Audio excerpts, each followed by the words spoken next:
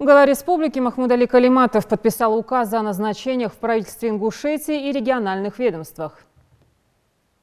Утверждены на своих позициях первый заместитель председателя правительства Михаил Илезов и вице-премьеры Марьям Амриева и Тимур Фаттахов. Также продолжит работу в составе Кабмина республики Тимирлан Зейтов в должности министра культуры, Иосет Бокова, министр образования и науки, Льянова Зарема, министр здравоохранения, Али Дашхаклоев, министр по физической культуре и спорту, Магомед Гагиев, министр сельского хозяйства и продовольствия, Магомед Гадаборшев, министр имущественных и земельных отношений, Беслан Мезиев, председатель комитета по туризму, Анзор Мархиев, председатель комитета по делам молодежи.